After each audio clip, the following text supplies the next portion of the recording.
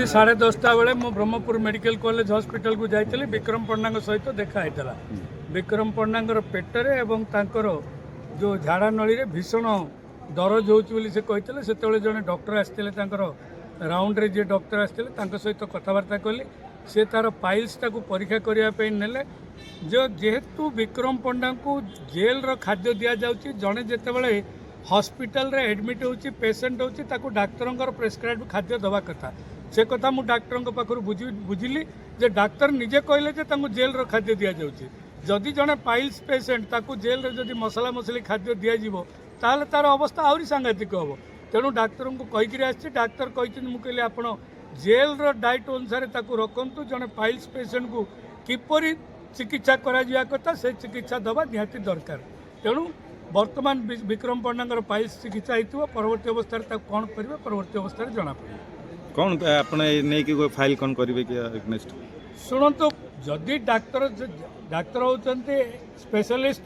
स्वास्थ्यर से माने परीक्षा करी जानवे विक्रम पंडा पाइल्स को ऑपरेशन करवा निहाती दरकार जेहेतु से भीषण जंत्रणा अनुभव कर निश्चित भाव में ऑपरेशन करा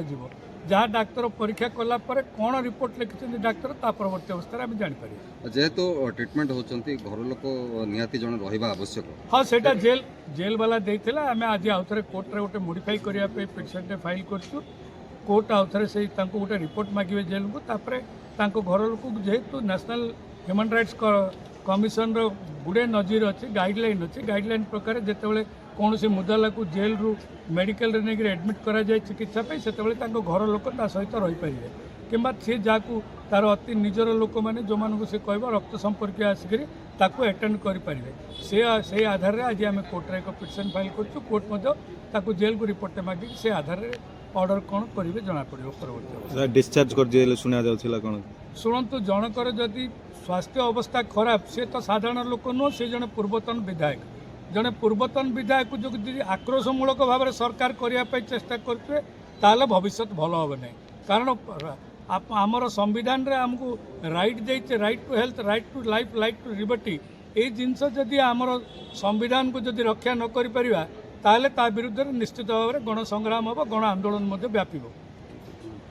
दयाकरी आम चैनल को लाइक शेयर एवं सब्सक्राइब करंतु।